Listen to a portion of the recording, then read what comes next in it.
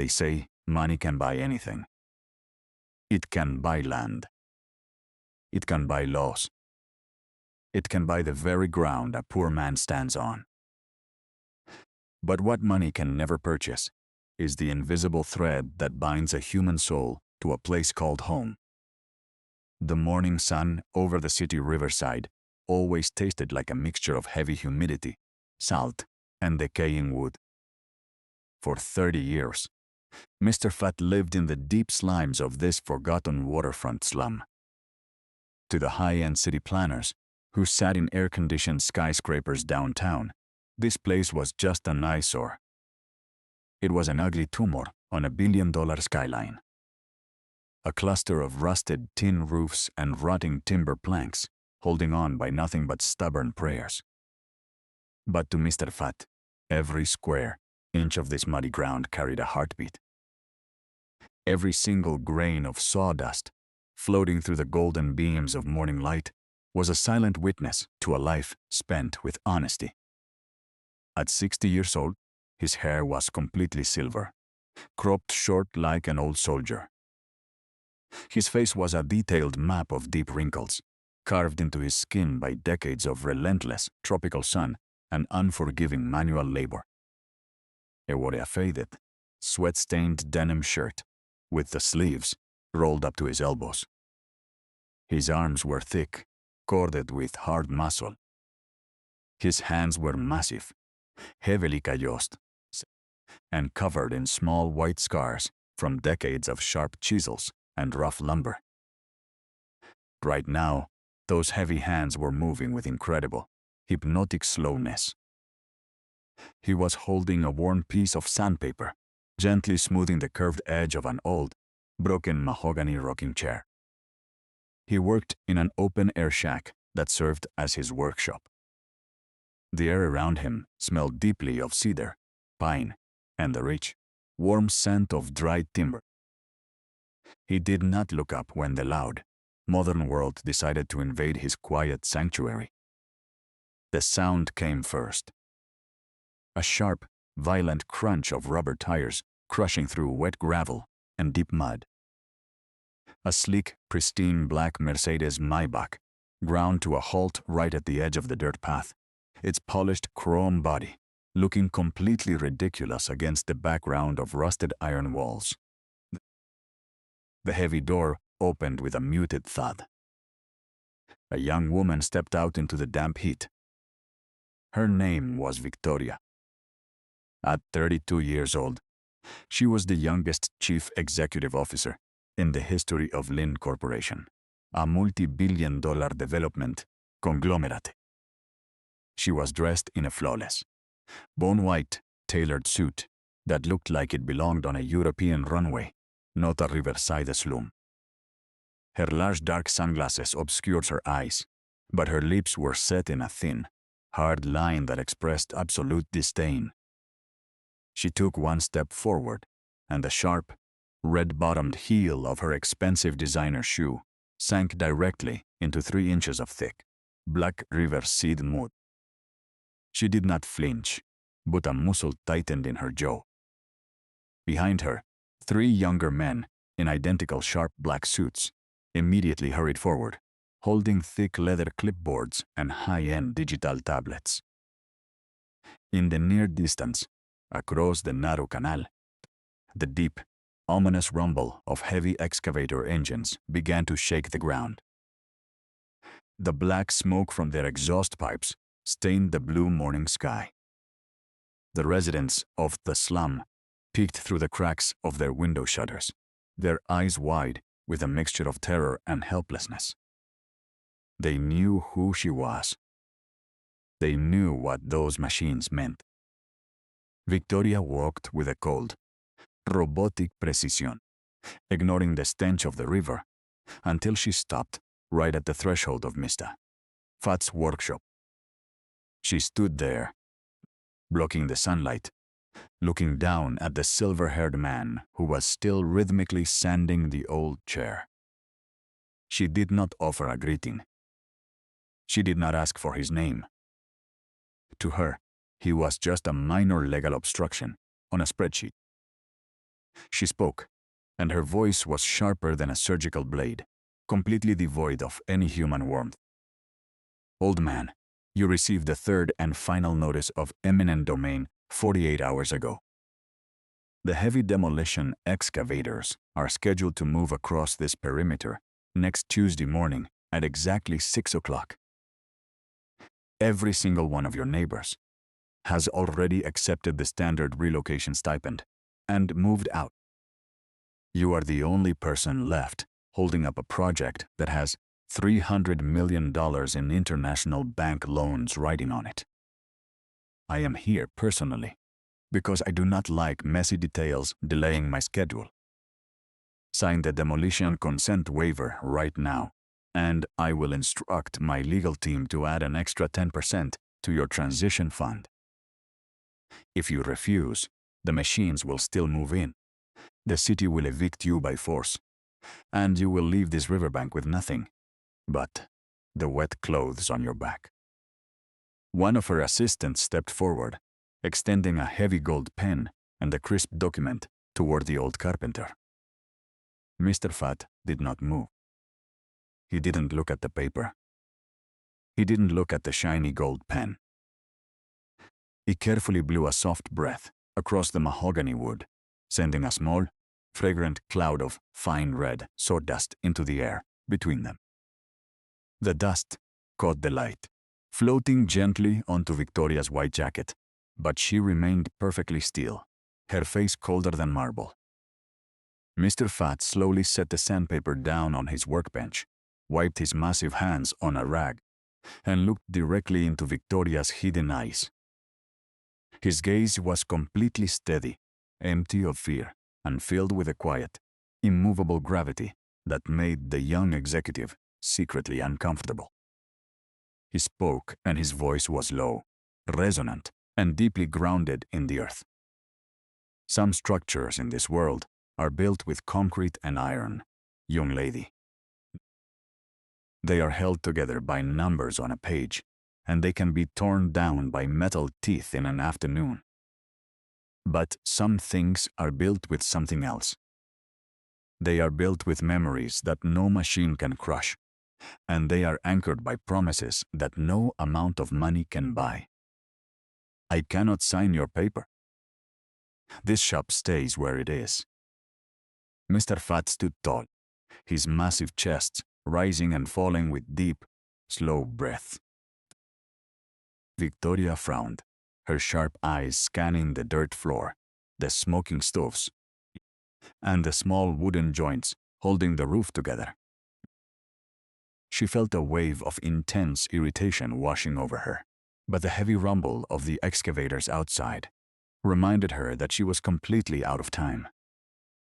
She turned to her lead assistant and gave a short, rigid nod, signaling for her security guards to stay outside the door. Mr. Fat turned around and walked back into the small, dark kitchen without waiting to see if she would follow him.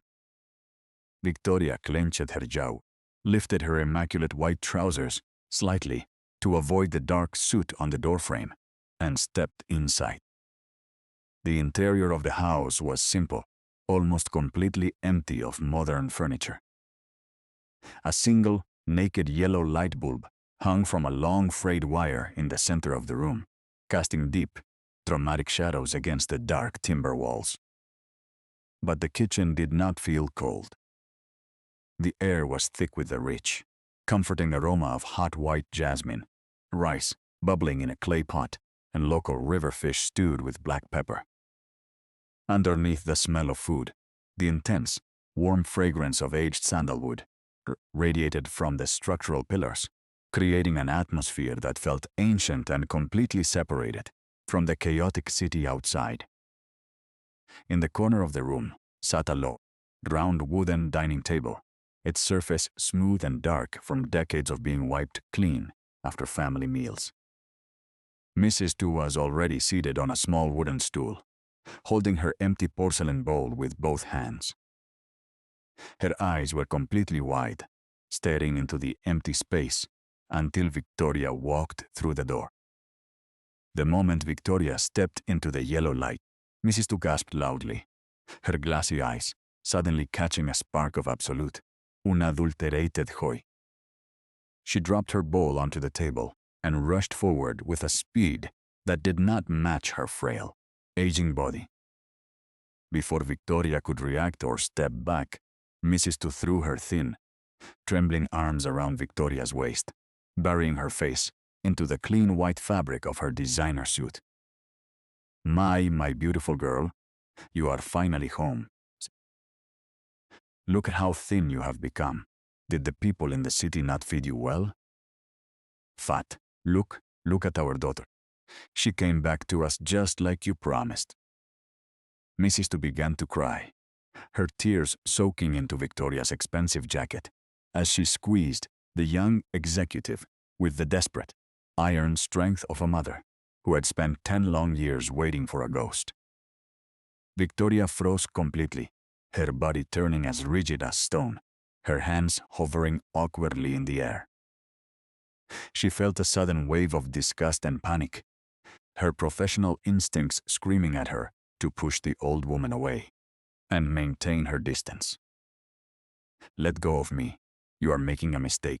I am not your daughter. I am Victoria Lin, the Chief Executive Officer of Lin Corporation, and I am only here for the contract. She tried to pull back, but Mrs. Tu's grip was unyielding, anchored by a decade of grief and delusion. Mr. Fat stepped forward slowly, carrying a bowl of steaming white rice, and placed it gently on the table. He looked at Victoria, and for the first time, his clear eyes carried a deep, pleading vulnerability that cut straight through her corporate armor. Please, young lady, I beg of you, just for 5 minutes, do not push her away. Let her believe her daughter has finally returned from the city. Her mind is like the river tide. It only holds onto this joy for a few moments before it washes away into the dark again.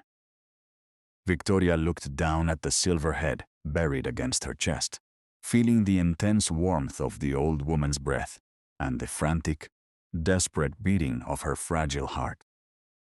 The deep scent of aged sandalwood from the kitchen pillars seemed to expand, filling Victoria's lungs and causing a sudden, painful tightness in her throat. The digital scanner on the wall flickered with a persistent, pulsing red glow.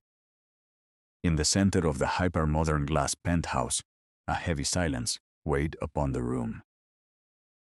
Victoria stood completely still by the panoramic window, her white suit catching the artificial glare of the city below. Behind her, on a massive table carved from pure white marble, sat the ancient sandalwood chest. The surface of the wood was dark, almost black with age, deeply engraved, with intricate 5-clawed royal dragons.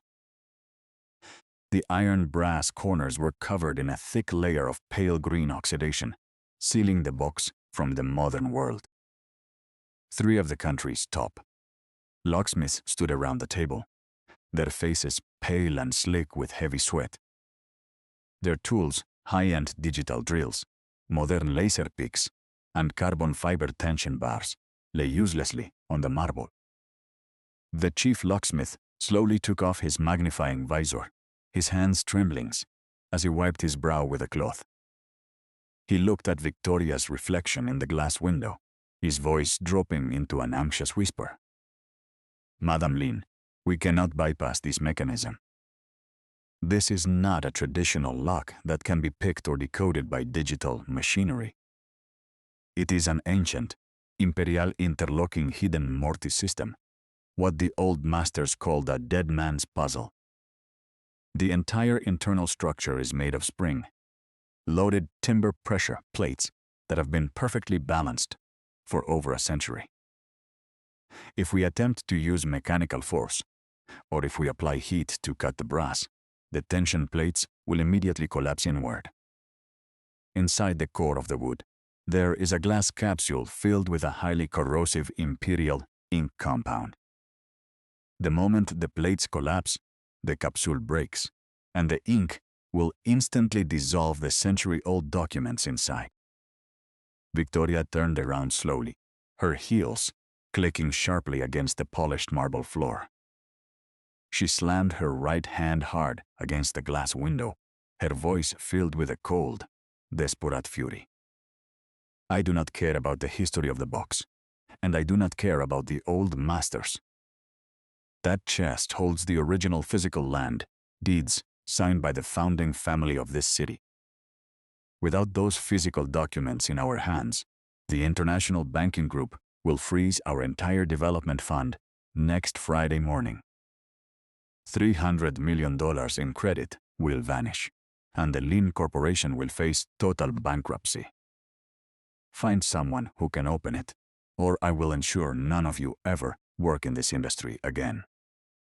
The locksmiths looked down at the floor, unable to offer a single solution to the digital block.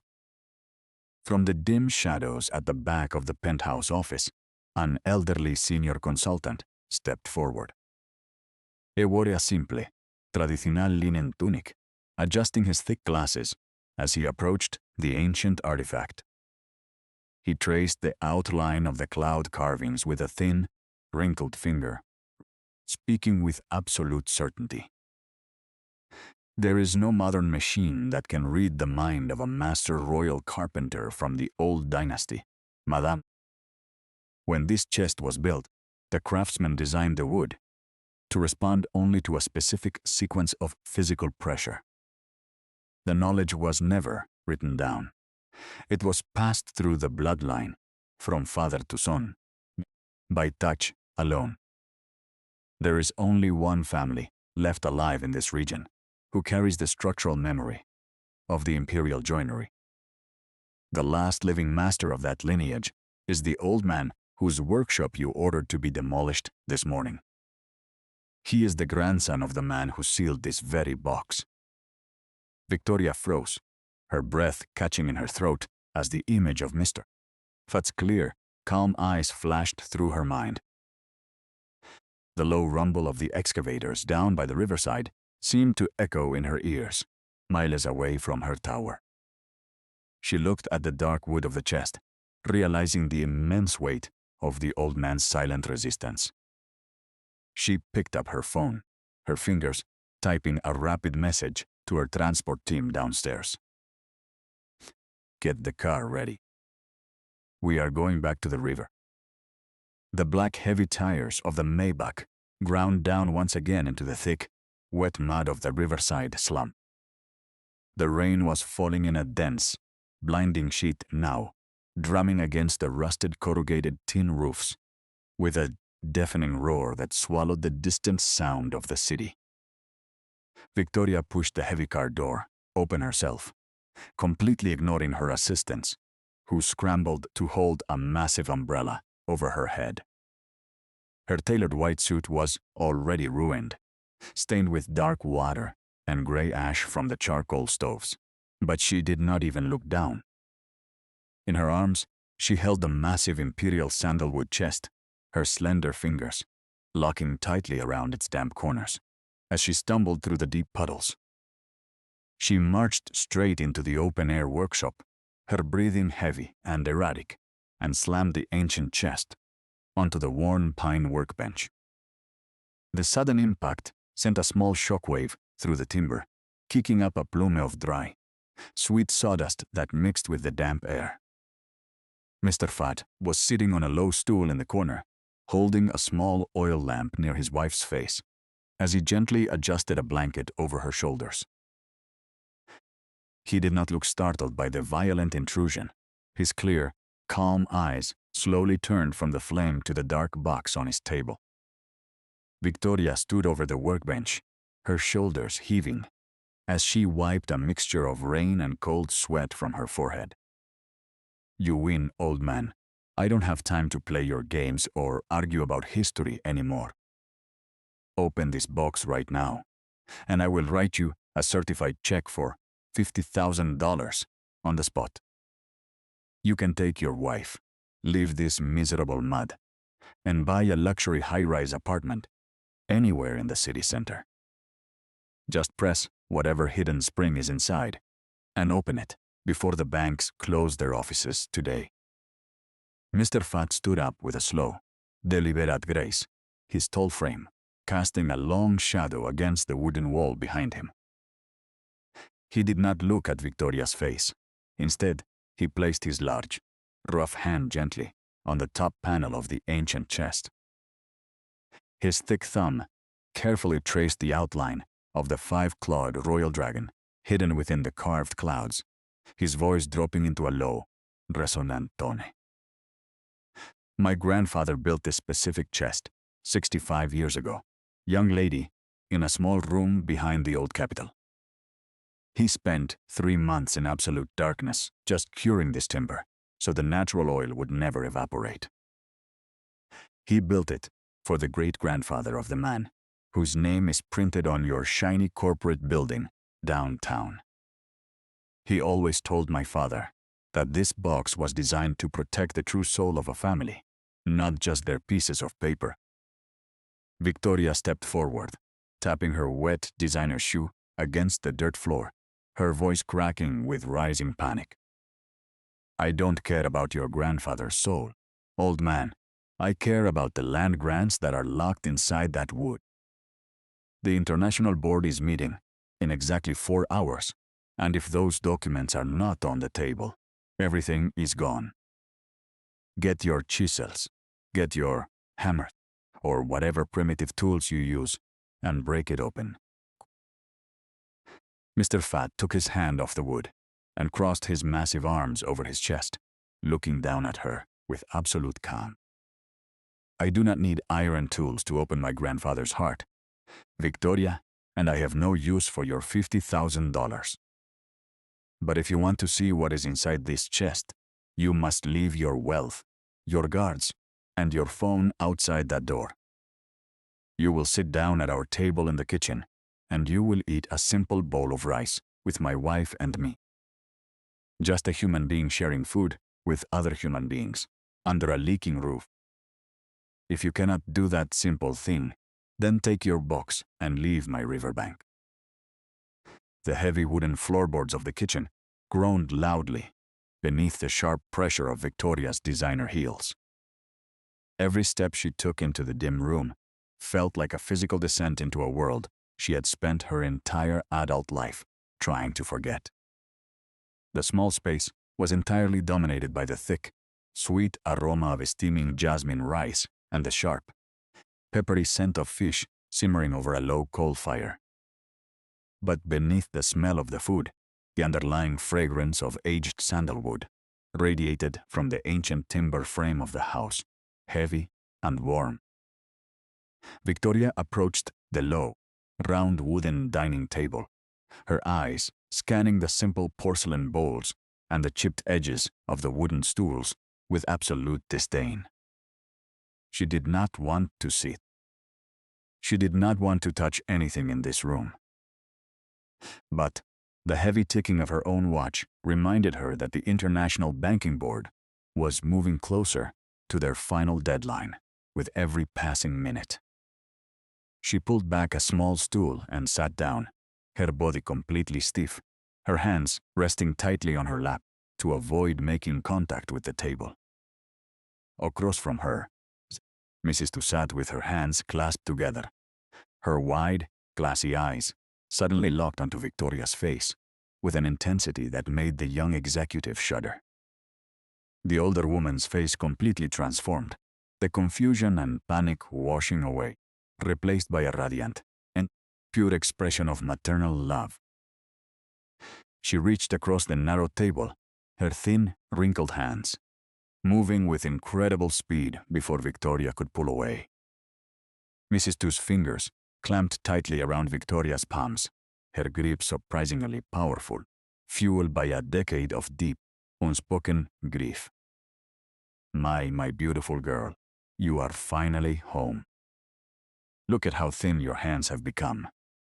Did the cold people in the big city not feed you well? Fat. Look at her. Look at our daughter. She came back to us, just like you promised me she would. Large, heavy tears began to spill over Mrs.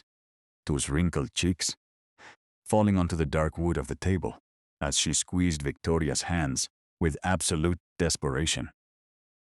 Victoria felt a wave of intense panic rising in her chest, her corporate reflexes screaming at her to break the contact and re-establish her authority. "Let go of me. You are making a terrible mistake. I am not your daughter. My name is Victoria Lin. I am the Chief Executive Officer of Lin Corporation, and I am only here because of the contract on the workbench outside." She pulled back with all her strength, but the elderly woman refused to let go, staring at her as if she were looking at a miracle that might vanish if she blinked. Mr. Fat stepped into the room from the shadows of the stove, carrying a bowl of hot, perfectly white rice. He set it down gently in front of Victoria, his clear, calm eyes looking down at her with a quiet, pleading vulnerability that cut straight through her anger. "Please, young lady, I beg of you, just for 5 minutes, do not push her away into the dark. Let her believe her daughter has finally returned from the city. Her mind is like the river tide. It only holds onto this light for a few short moments before the shadows wash it away again." Victoria looked from the old man's pleading, face down to the frail hands gripping her own. The heat from the clay pot seemed to draw the rich scent of sandalwood out of the very walls, filling her senses, causing a sudden, painful tightness to lock around her throat. The single tear that had escaped Victoria's left eye cut a sharp, wet path through the dust on her cheek, destroying the invisible wall she had spent her entire career building around herself. She did not look at her ruined sleeve. She did not pull her hands away from Mrs. Tu's white-knuckled grasp. Instead, a strange, long-buried warmth began to spread from her fingers into her cold forearms, thawing the ice in her veins. The heavy aroma of the aged sandalwood from the kitchen columns seemed to deepen, mixing with the scent of the hot jasmine rice to create an intoxicating, emotional atmosphere that felt thicker than reality. For 25 long years, Victoria had lived in a world made entirely of cold stone, polished glass, and sharp numbers. She had learned to look at human beings as rows on a spreadsheet, as minor financial calculations to be managed or eliminated. But as her lungs filled with that specific, ancient wood fragrance, the penthouse vanished. The billion-dollar contracts vanished. She was suddenly 7 years old again, sitting in a tiny, leaking timber shack on a different riverbank, miles away from this city. She remembered her own father, a poor, exhausted carpenter who never had clean fingernails, whose skin always carried the exact same scent of raw cedar and sweet pine. She remembered how he would work 18 hours a day in the damp cold, his lungs slowly filling with sawdust, just to pay for her school books and her first tailored business jacket. She remembered the day he died alone in his workshop, his calloused hands still holding a chisel, leaving her with nothing but a burning desire to climb so high that the mud of the world could never touch her feet again. Victoria looked into Mrs. Tu's tear-filled, glassy eyes, and for the first time in her life, she didn't see an obstruction. She saw the exact same desperate, unyielding love that her father had carried in his tired heart until his very last breath. Her lips trembled. The polished, professional veneer of Victoria Lin, the ruthless, corporate executive, cracking into 1,000 pieces. She didn't know why she was doing it, and she didn't care about the consequences anymore. She slowly turned her palms up, sliding her long, clean fingers between the older woman's wrinkled digits, and clasped Mrs. Tu's hands back with equal, desperate strength. "I am here, Mom. I am so sorry it took me so long to find my way back to this house." Mrs. Tu let out a long, shuddering sob of absolute relief, her head dropping forward onto Victoria's shoulder, as if a decade of heavy waiting had finally been lifted from her soul. Mr. Fat stood perfectly still by the kitchen counter, his large hands resting on the handles of the clay pot. He didn't speak. He didn't smile. But a deep, profound understanding softened his weathered face, his silver hair catching the low amber glow of the small oil lamp as he watched the young executive cry.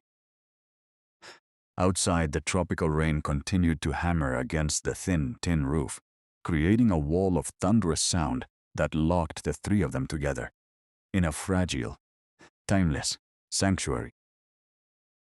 The heavy leather boots of the corporate guards stood frozen near the threshold of the workshop. Inside, the sharp scent of the rain began to clear, replaced entirely by an overwhelming wave of intoxicating fragrance. The heat from the small clay stove had warmed the deep center of the ancient timber pillars, releasing the hidden oil of the old sandalwood into the air. Victoria kept her eyes closed for a few long seconds, holding onto the memory of her father's rough palms before she slowly stepped back from the small kitchen. Mr. Fat was already standing over the pine workbench, his massive scarred hands hovering an inch above the ancient Imperial chest. He did not look at Victoria's wet, tear-stained face. His focus was entirely locked onto the intricate joints where the dark timber panels met. True craftsmanship is never about using force to conquer a material, Victoria. It is about listening to the grain of the wood, understanding where the old tree bent in the wind, and knowing exactly where the artisan hid his heart. My grandfather did not create this dead man's puzzle to lock out the world. He created it to ensure that only someone who respected the patience of the craft could ever hold the truth inside. Mr. Fat spread his thick fingers wide, resting his left palm firmly against the hidden cloud carving on the lower left corner of the structure. At the exact same time, he used the knuckles of his right hand to strike a rhythmic, precise sequence against the solid brass binding on the opposite side. Tap. Tap. A long, heavy pause followed, during which the only sound was the steady dripping of rain from the tin awning outside. Then, one final, firme strike. A sharp, crisp, mechanical metallic click echoed through the quiet workshop, followed by a smooth, shifting sound of sliding timber plates. The seamless, heavy lid of the Imperial chest automatically slid backward by 2 inches, completely unassisted, revealing a hidden inner compartment lined with decaying red royal silk. Inside the silk lining sat 3 rolled scrolls of thick, yellowed parchment, sealed with dark red wax that carried the crest of the city's founding family. Victoria stepped forward, her breath catching in her throat, her eyes widening with a profound sense of awe that had nothing to do with market value. The internal ink capsule was still intact, glowing like a dark drop of oil behind the shifting wooden tracks. It opened. No laser drills, no broken joints, no damage to the wood. The physical documents were completely untouched, preserved in the dry heart of the sandalwood for over 60 years. Mr. Fat carefully stepped back from the workbench, wiping his palms on his faded denim shirt, his voice dropping into a quiet, heavy murmur. The papers that dictate the fate of this river are yours now, young. You have the legal power to bring the heavy iron machines and flatten every rusted roof from here to the highway. My contract is broken, and I will help my wife pack our few blankets before the morning sun comes up. But I do not know how many days her fragile heart will continue to beat once the fragrance of this old wood is gone from her senses. Victoria looked down at the parchment scrolls, then looked back into the small, dark kitchen where Mrs. Tu was now peacefully wiping a chipped plate, humming a soft, broken childhood lullaby. She felt the cool weight of her corporate empire in her mind, and for the first time, It felt like an unbearable anchor. Victoria stood entirely paralyzed, her fingers hovering just millimeters above the smooth, exposed parchment of the ancient land deeds.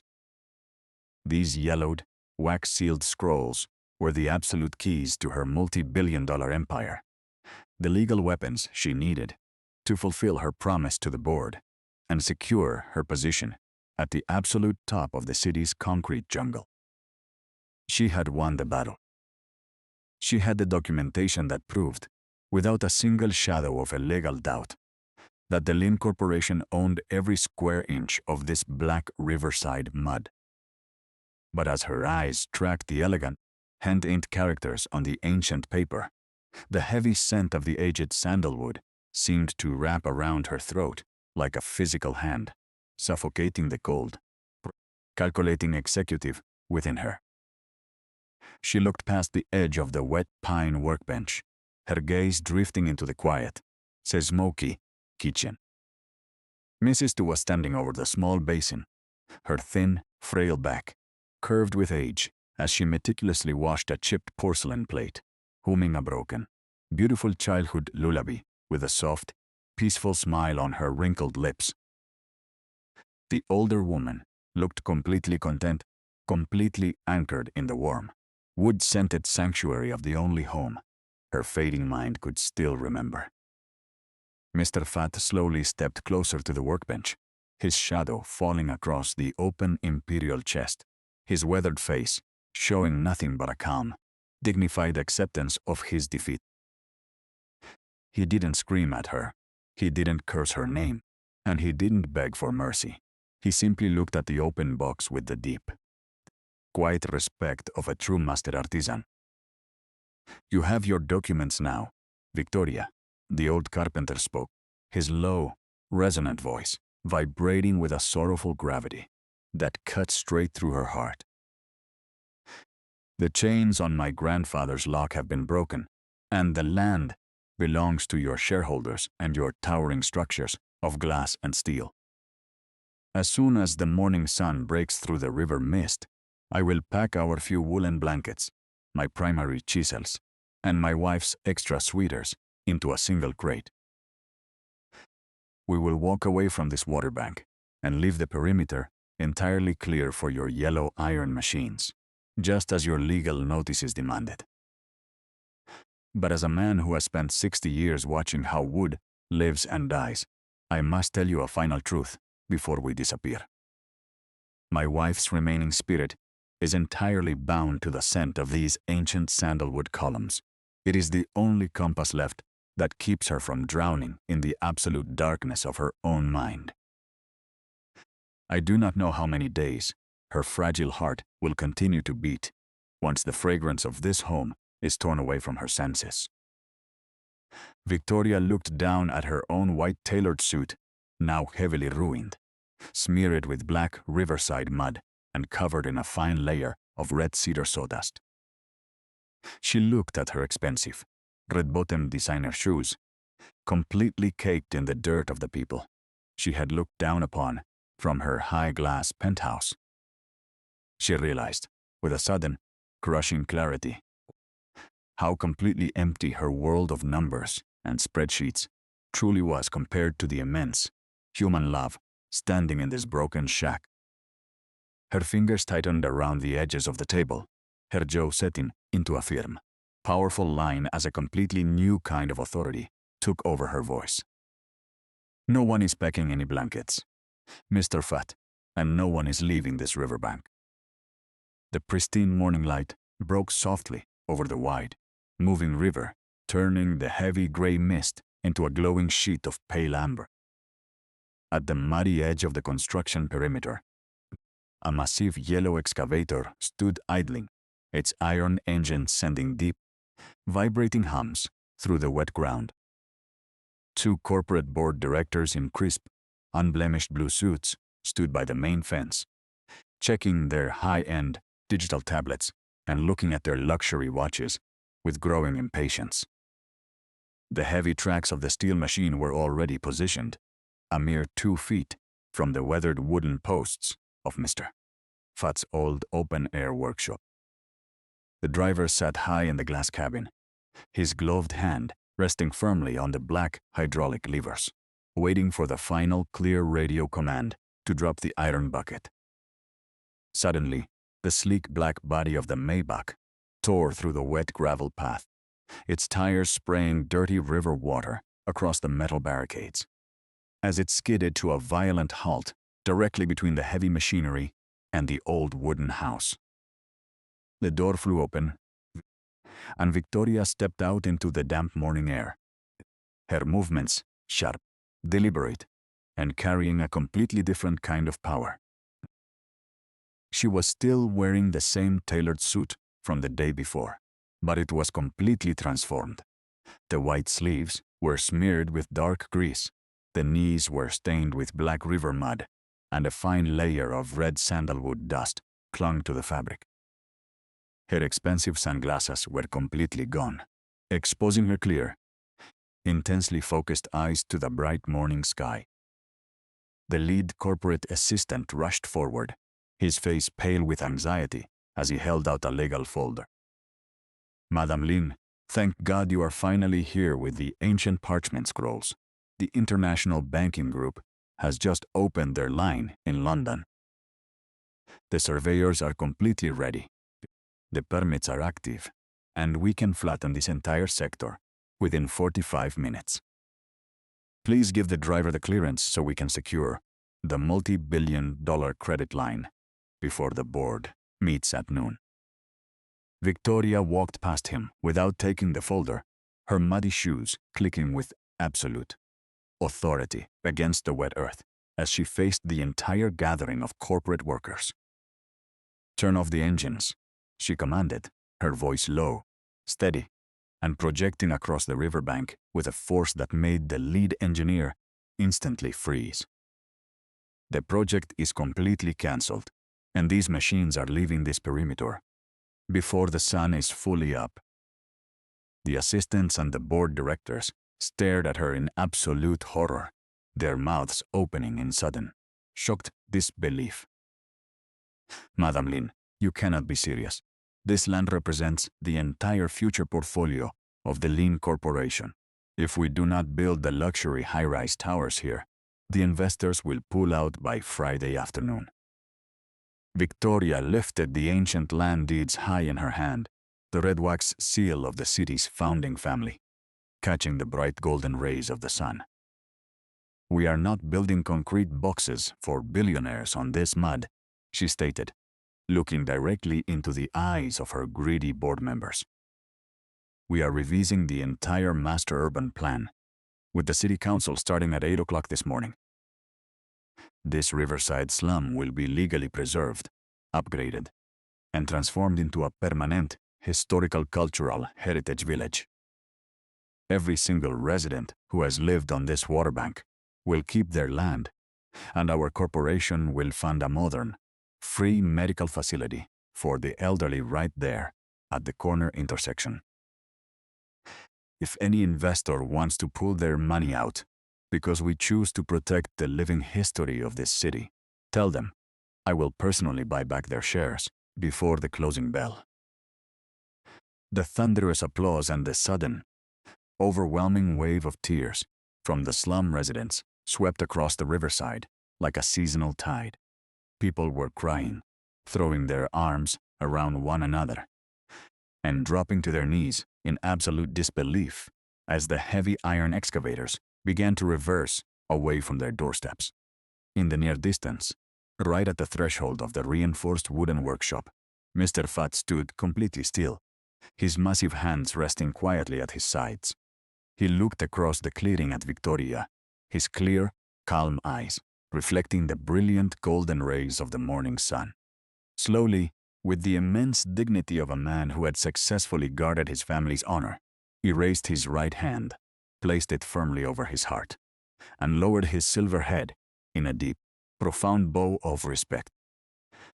The rich, comforting aroma of the hot jasmine rice from the kitchen columns seemed to drift through the open air, sealing the silent vow between the corporate tycoon and the old artisan. 6 months later, the sunset over the moving river was blindingly beautiful, painting the entire horizon in shades of deep amber and soft rose. The old, leaking shacks had been completely reinforced with strong, beautiful timber planks, their structures painted in warm, welcoming earth tones. A clean, polished stone pathway had replaced the treacherous black mud, allowing the neighborhood children to run and play without slipping. Sad. Victoria was walking slowly down the path, wearing casual, simple clothes and flat shoes, completely separated from her old world of bone-white suits and sharp designer heels. She stopped right at the entrance of Mr. Fat's new, expanded traditional carpentry workshop, a peaceful smile softening her face. Inside, Mrs. Tu was sitting comfortably in a beautifully carved sandalwood rocking chair, her eyes bright and content as she watched her husband teach the local youth the ancient art of interlocking joinery. In the end, we do not fight to protect our homes just to keep a wooden roof over our heads. We protect them because those old timber pillars hold the invisible, everlasting fragrance of exactly who we are. Victoria had lost her own father's physical touch decades ago in her relentless race to the top of the concrete jungle. But in the deep, warm scent of Mr. Fat's sandalwood workshop, she had finally found the long-lost pieces of her own soul, and she had finally found her way back home. If this story managed to touch your heart today, please leave a comment below sharing your own favorite memory of your parents' sacrifices. Do not forget to like this video, subscribe to the channel, and hit the notification bell to join our growing family here at Dad Life Stories. Until next time, stay safe, hold on to your loved ones, and keep the everlasting scent of human kindness alive in your hearts.